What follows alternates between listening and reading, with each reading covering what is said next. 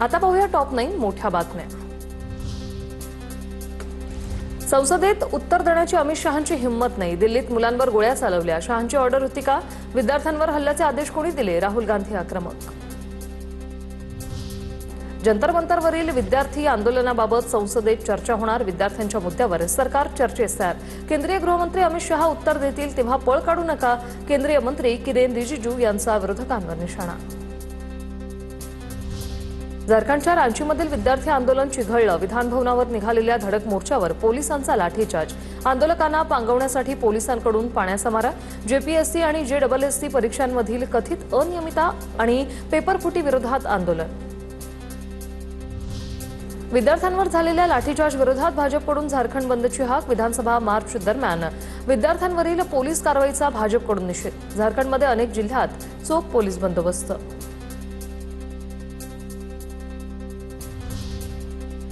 सीजेपीचे संस्थापक अभिजित दिपके यांच्याकडून झारखंडमधील विद्यार्थ्यांवरील लाठीचार्जचा निषेध। आंदोलक विद्यार्थ्यांवर क्रूर बळाचा वापर का?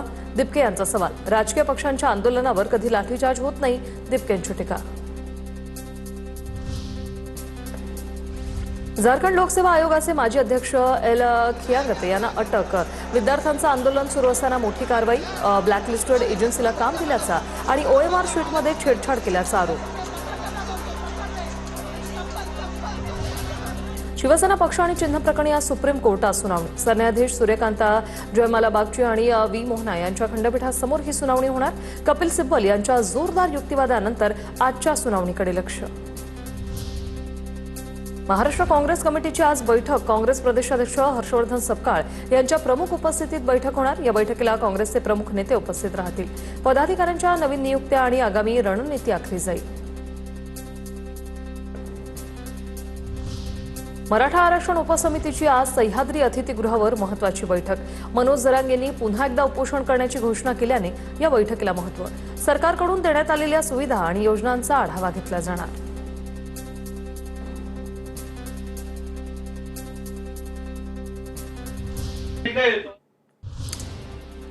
आता पाहूया टॉप 9 राजकीय बातम्या। मराठा आरक्षणाबाबत संवाद वाढवणं गरजेचं। अशोक चव्हाणांचं वक्तव्य। जात पडताळणीबाबत सरकार हस्तक्षेप करू शकत नाही, नियमानुसार कागदपत्रांची पडताळणी होते, अशोक चव्हाणांची प्रतिक्रिया। अण्णासाहेब पाटील आर्थिक महामंडळाच्या एमडींना काही मराठी लाभार्थ्यांविरोधात निर्णय घेतले, नरेंद्र पाटलांचा आरोप। 2025 पूर्वीचे एलवाय प्रमाणपत्र रद्द केल्याने द्वेष वाढला, नरेंद्र पाटलांचं वक्तव्य। शिंदे मुख्यमंत्री व्हावे ही प्रत्येक शिवसैनिकाची इच्छा, दादा भुसेंचं वक्तव्य। शिंदे मुख्यमंत्री व्हावे हे मलाही वाटतं, दादा भुसेंची प्रतिक्रिया। राष्ट्रवादीतील अंतर्गत धुसफूस चव्हाट्यावर तटकरेंच्या प्रदेशाध्यक्षपदी निवडीला पक्षातूनच विरोध। मंठा परतूर मतदारसंघाचे अध्यक्ष भाऊसाहेब गोरेंकडून निवडणूक आयोगात तक्रार। तटकरेंचा कार्यकाळ घटनाबाह्य असल्याचा आरोप। इथेनॉल पेट्रोलमध्ये टाकण्याऐवजी खड्ड्यात टाका, कदाचित ते तरी भरतील। मुंबई गोवा महामार्गावरून आदित्य ठाकरे यांचा सरकारवर हल्लाबोल। भाजप दरवर्षी गणेशोत्सवापूर्वी डागडुजीची थाप मारतं, ठाकरेंची टीका। ठाकरेंचा बेस्ट समितीचा सदस्य शिंदेंच्या शिवसेनेच्या बैठकीला उपस्थित। बेस्ट समितीचे स्वीकृत सदस्य सुनील अहेर यांची शिंदेंच्या सेनेच्या बैठकीला हजेरी। सुनील अहेर हे विधान परिषदेचे उपसभापती सचिन अहेर यांचे बंधू आहेत।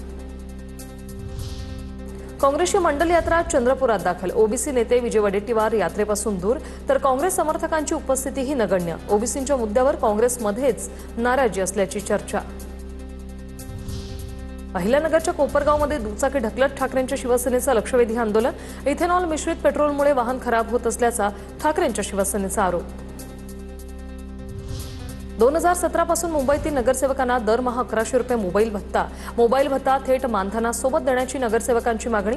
बिल सादर करण्याची प्रक्रिया लांबलचक असल्याने अनेक जण लाभ घेत नसल्याचा दावा।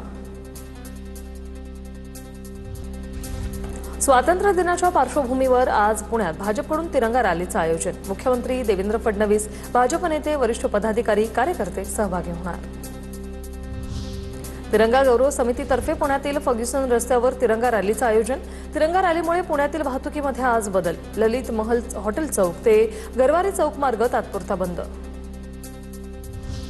आमदार सुरेश धसांच्या कथित व्हायरल ऑडिओ क्लिप एडिट असल्याचा दावा, मुस्तफा शेख यांची दोघांविरोधात तक्रार केल्याप्रकरणी मुस्तफा शेख यांना आरोपींकडून पिस्तुलाचा धाक दाखवत बेदम मारहाण.